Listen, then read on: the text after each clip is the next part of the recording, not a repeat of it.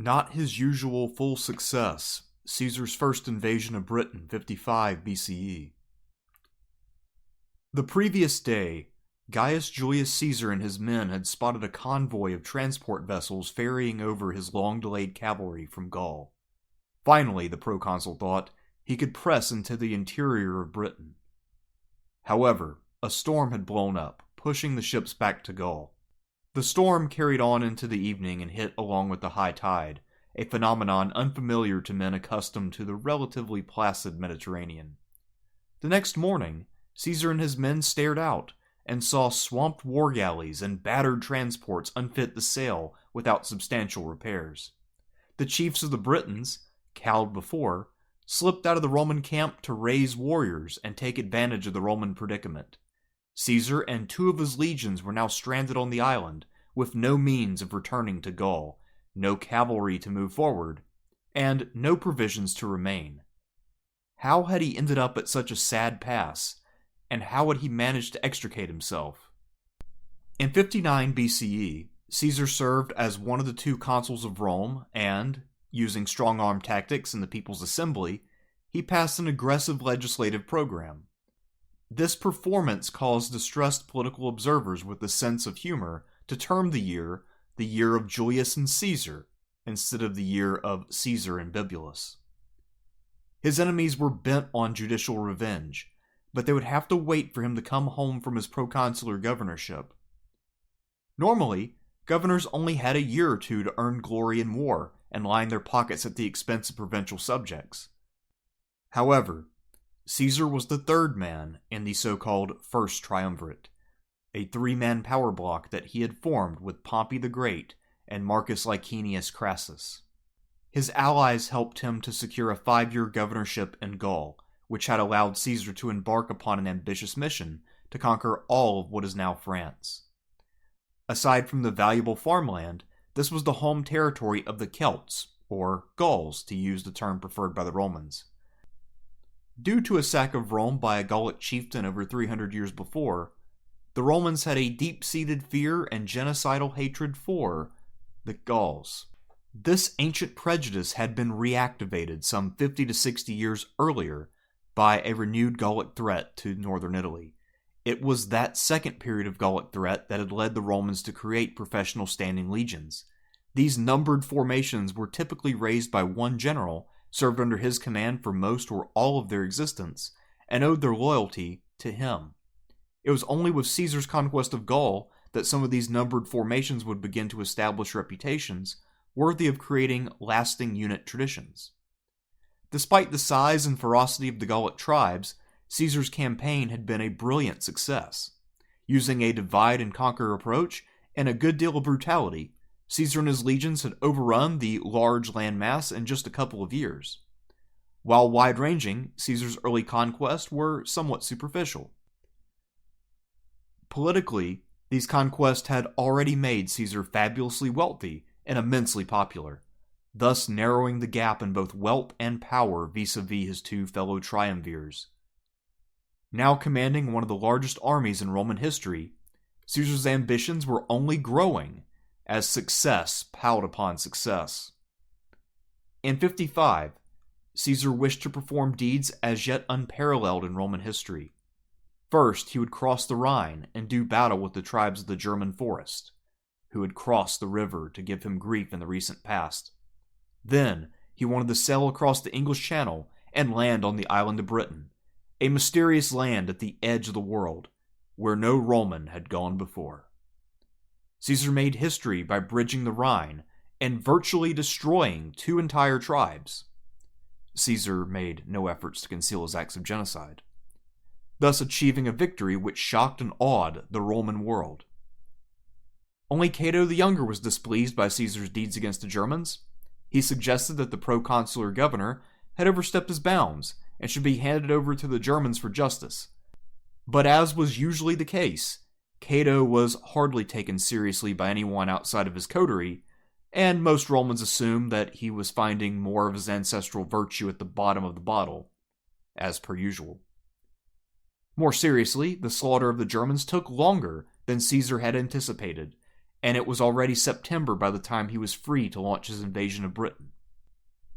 Britain was very poorly understood by the Romans. Pythias and perhaps a few other Greek explorers had visited the island and left accounts, but many of their reports were ignored or disregarded.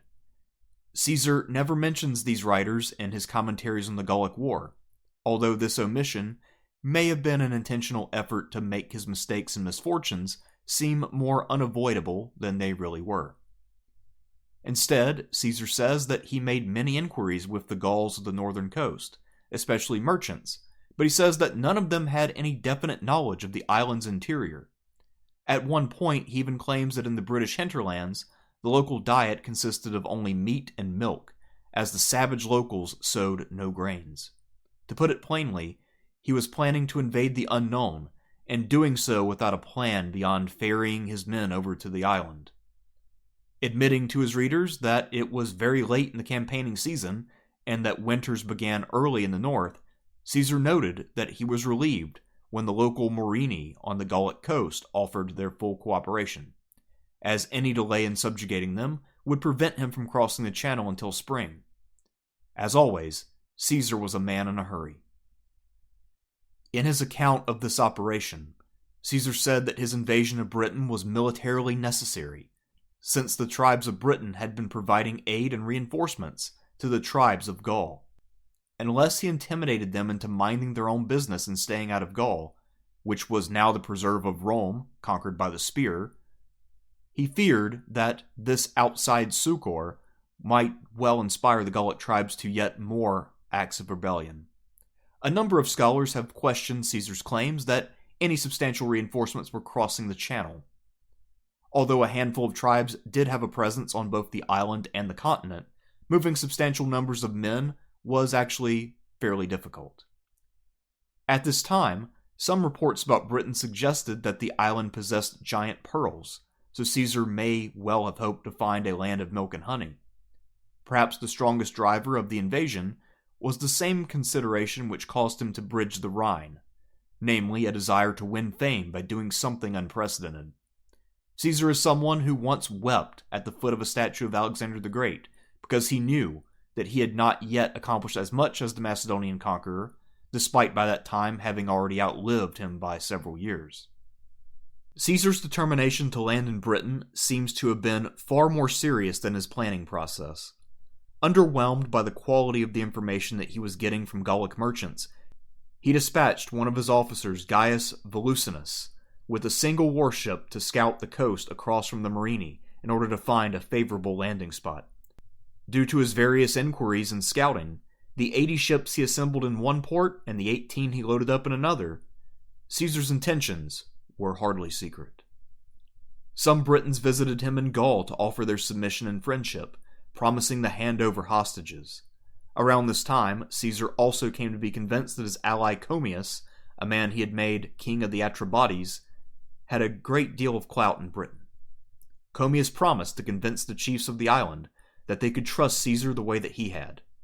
Sending Commius ahead, Caesar was confident that he would arrive in Britain and receive a relatively warm welcome. He would then proceed to land, collect hostages and presents, and return to Gaul within a couple of weeks. The natives of Britain would be so overawed by the greatness of this conquering hero that they would surely throw the petals of exotic flowers at his feet and fill his ears with diplomatic platitudes and pleasantries, perhaps even treating him to a feast, as befit his greatness. Accordingly, Caesar's men left their baggage behind and only brought a small quantity of food, as the plan was to spend the winter in northern Gaul. Caesar tells us that 2 of his legions were engaging the Menapii in Gaul, and his phrasing strongly suggests that he understood that the offers of the Morini to cooperate fully were insincere and opportunistic. Yet his hunger for glory and belief in a swift victory impelled him to embark. His main fleet of 80 ships included his warships, and he was carrying along the 7th and 10th legions. The secondary fleet of 18 ships had his Gallic cavalry, who would be responsible for allowing him to scout ahead and proceed safely into the uncharted hinterland of Britain. It was not much of a plan, but it was the plan that Caesar was going to stake over 10,000 lives on. Roman historians, like the Greeks whom they drew upon as models, thought that it was contrary to the practice of gentlemanly discourse to get into the fine-grained details of military operations. Not only would many contemporaries already know much of this information, but it did not make for the smoothest narrative. For this reason, Caesar did not inform his readers that the typical Roman legion, when raised, consisted of about 5,000 men, plus an unstated and varying number of specialized auxiliaries, who were non-Romans and worked in a supplementary fashion. The legionaries were becoming increasingly professional as they served for years at a time and had advanced engineering skills. However, they most likely viewed soldiering as a means to the acquisition of land, rather than as a profession in the proper sense. Each legionary was equipped with a chainmail coat to cover the torso, and a helmet covering the top of the head but not the face, so as not to obscure one's vision.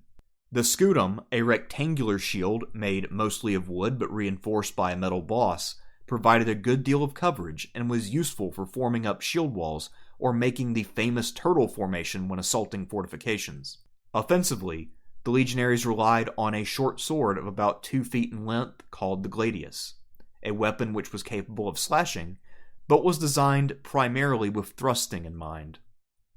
Each man had 2 pila, spear-like projectiles designed to fly a decent distance and break off upon contact. As a last-ditch weapon, Roman legionaries also carried daggers. The auxiliaries Caesar brought to Britain with his main fleet were probably slingers and archers. Slingers used slingshots to throw rounded stones or lead pellets. Although the weapon was simple, in the right hands it had excellent range, accuracy, and force. We do not know, but it is possible that Caesar had slingers from the Balearic Islands or from Rhodes, and archers from Crete. Those areas were well known throughout antiquity for providing the slingers and archers who were the very best. Caesar does not describe his ships in any great detail, but then again, he was a confirmed landlubber, as were most of the people in Rome he wanted to impress. It is possible, but unlikely, that he had ballistae, which were essentially large catapults, mounted on his ship decks. As for the Britons, aside from his comments on their chariots, Caesar gives us no specific insight into their arms or apparel. We know that Britain was a part of the Celtic world, and there is no reason to think that they were equipped differently than their brethren on the mainland. Celtic warriors rarely, if ever, wore much armor, unless they were noblemen. Unlike the Romans who drilled in order to fight in formations, the Celts fought in a more individualistic fashion. They used long, double-sided slashing swords, but the metallurgy often left much to be desired. Some ancient accounts claim that Celtic warriors had to stomp out the blades of their swords to straighten them after only a few minutes of fighting. The Celts also used bows, javelins, and spears, but they were best known for their long swords. Infantry formations relied on numbers and weight to smash hostile formations. In some accounts, the Celts fought in the nude, with their bodies painted blue and their hair spiked up and dyed blonde by lime. Caesar's invasion took place in September, so it is likely that the Britons were wearing their pants. Chariots were an anomaly in the 1st century BCE, but the Britons used them quite effectively, taking full advantage of their combination of speed, mobility, and the ability to drop off and pick up foot soldiers.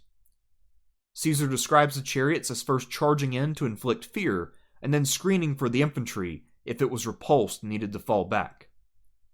When it comes to the number of Briton warriors, ancient Greek and Roman authors tended to be vague and engage in hyperbole. In his account of the first invasion of Britain, Caesar deliberately avoids giving a concrete description of the numbers of enemies he faced. After all, unnamed and unnumbered foemen with archaic chariots did more to help Britain maintain its mystique than a more detailed and precise account. One will note he also does not name the tribes that he faced in the first invasion. Although Caesar had intended for his 2 fleets to converge off the coast of Britain, the secondary fleet failed to show up when the main fleet came within visual range. This would have been bad enough, but Caesar also saw that there were armed warriors on top of the White Cliffs of Dover. Given the narrow landing zones and proximity of the cliffs, Caesar knew that any attempt to land there would be met with a hail of projectiles. Figuring that he could sail faster than the Britons could march, Caesar sailed 7 miles up the coast to find a more suitable beach. This is when one of the best-known stories about Britain was confirmed: the presence of chariots. The Greeks and Romans associated war chariots with the age of Homer, as these vehicles had long since ceased to be used on the battlefield on the continent. Here, however, the chariot was still the dominant arm in warfare. Not only did these wheeled vehicles enable at least a vanguard of Britons on the beach to keep pace with the Roman ships, but they would soon prove to be as viable as they were uniquely British. Finding a suitable beach, the Roman vessels began to approach, only for the British chariots to drive up and look for solid footing from which to oppose any landing. The Britons fired projectiles at the Romans, rarely advancing far into the water.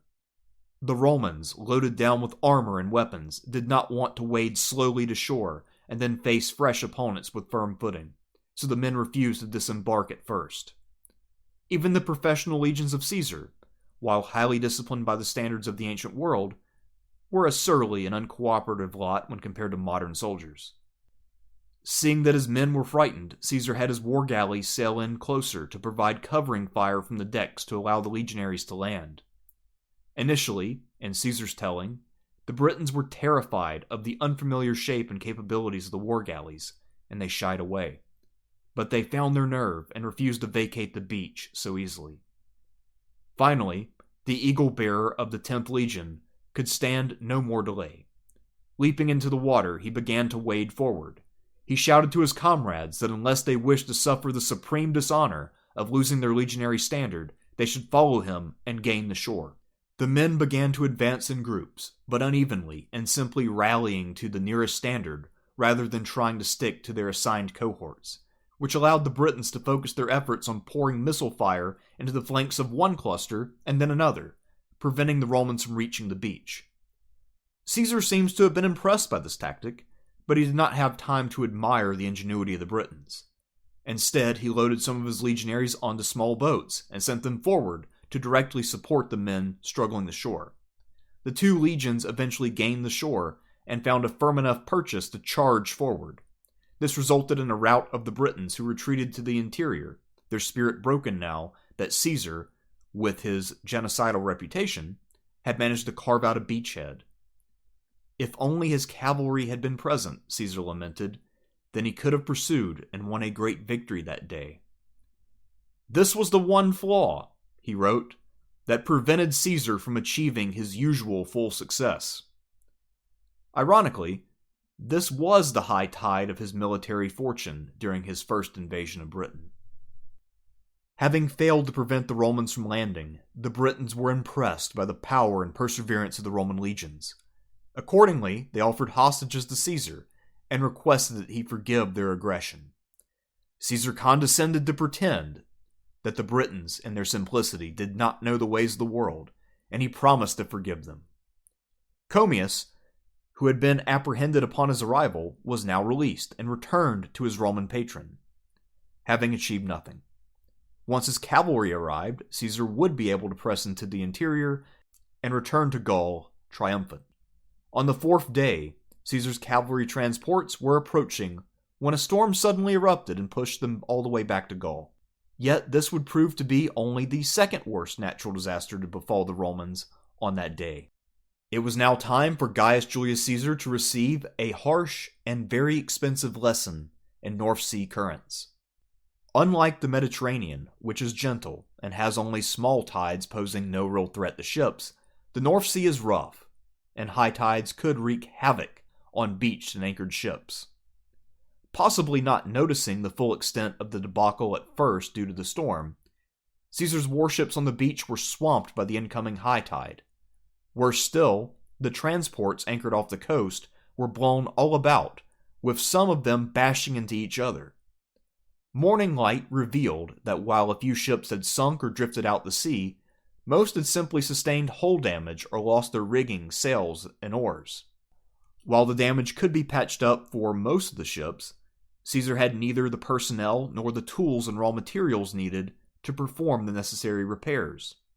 Time was running short, too, as the autumn equinox was approaching, and this might render the sea too dangerous for top-heavy war galleys and busted up transports. Just as bad, Caesar had very little grain stored in his camp, and without cavalry, it was going to be difficult to forage effectively. Caesar admits that morale within his camp plummeted. However, one can all too easily imagine the barely suppressed smiles of the Britons, whose hopes of maintaining a Roman-free island were so suddenly and unexpectedly resurrected. Rather than continuing to gather hostages, the Briton representatives at camp instead rushed off to inform their brethren of the happy tidings and began to gather warriors.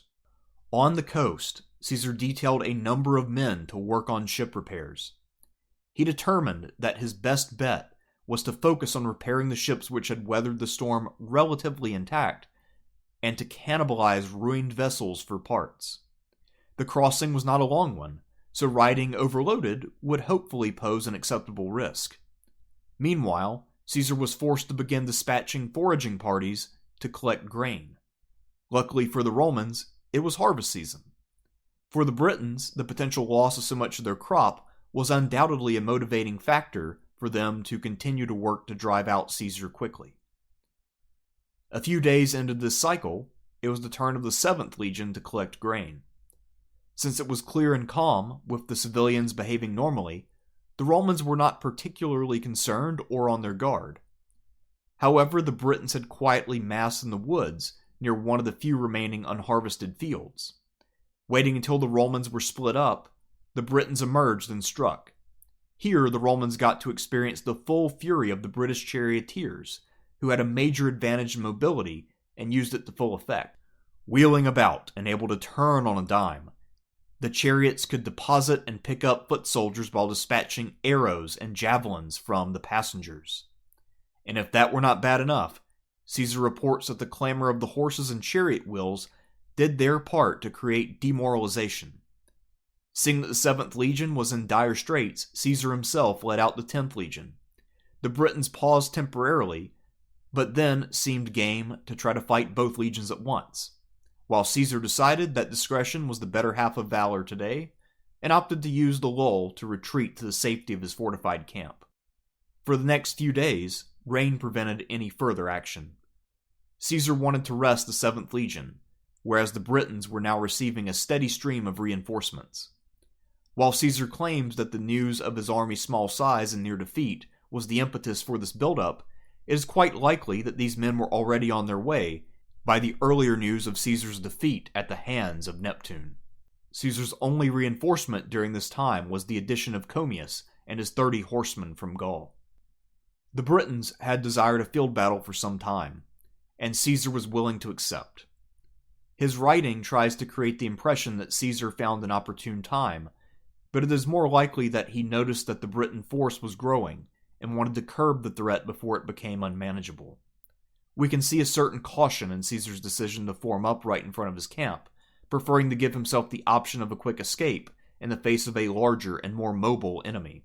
Caesar also noted that British tactics used chariots, and this allowed infantry to advance and retreat at will, so he was looking to deliver a swift, hard blow that the Britons would not be able to absorb. With this consideration foremost in his mind, Caesar decided to replicate the beach battle and ordered his men to make an all-out charge at the beginning of the fight. This had the desired effect, as the Britons were routed. Caesar makes no mention of losses, so this battle was presumably not terribly bloody, given that the proconsul typically delighted in relating the butcher's bill he presented to the widows and orphans of his barbarian opponents. Once again, envoys arrived from the Britons and requested peace. Caesar once again accepted, although he now doubled his demand for hostages since the Britons had already broken faith with him. Before most of the local tribes had delivered their hostages, Caesar judged his fleet ready to return as the autumn equinox drew ever closer. Like a thief in the night, Caesar and his men loaded up and returned to Gaul. The return voyage was mostly without incident, as all but 2 of the patched-up ships made their desired port of call. Upon his return, Caesar learned that the 2 legions he had left behind in the area had felled the corner and punished the Menapii. As for the 300 men aboard the 2 wayward vessels, they got separated from the rest and disembarked elsewhere in Morini territory. On their march back to Caesar, these men were assailed by a large force of the Morini, who opportunistically pounced them, hoping to steal their equipment. These legionaries held firm until a cavalry patrol arrived on the scene and drove off the Morini. The next day, Caesar sent Titus Labienus with the 7th and 10th legions. Labienus, as was his wont, quickly made the Morini pay for their treachery. Caesar notes briefly that they were not able to retreat into the marshes to escape as they had in the past. The marshes, of course, had been dried out for winter. We should probably take this as a subtle way for Caesar to say that Labienus had cornered and massacred a considerable portion of the duplicitous coastal tribe. Politically, Caesar was now perhaps at the absolute pinnacle of his popularity and influence. Receiving detailed reports of his German and British ventures, the Senate voted for 20 days of Thanksgiving, which was twice as many as Pompey had received in 63, after annexing the lion's share of the eastern Mediterranean for the Republic. Militarily, Caesar had tempted fate, and he was lucky to make it back to Gaul. He had nearly lost 2 legions, including the legendary 10th Legion. Further, had he been defeated, his best legate, Titus Labienus, would likely have joined him as a captive or in Pluto's domain. Labienus had commanded the 10th Legion in Britain. The reward simply was not worth the risk that he had run. Landing in Britain, while undoubtedly cool, did no more to enhance the security of Roman Gaul than George W. Bush's invasion of Iraq secured the Western world against the threat of Islamic terrorism. A wise Roman, considering the risk that Caesar had run in 55, might have concluded that he had required a good deal of dumb luck to survive, and that he should proceed with a bit more caution going forward. Caesar, however, was a politician, not a philosopher. One might think that Caesar would be content to leave well enough alone, given that he had just barely managed to extricate 2 of his legions from destruction, while managing to cement his standing in Rome. Caesar was not most men. He was determined to return to Britain the next year with a much larger force in order to punish the perfidious islanders. Next time, we will examine Caesar's second invasion of Britain.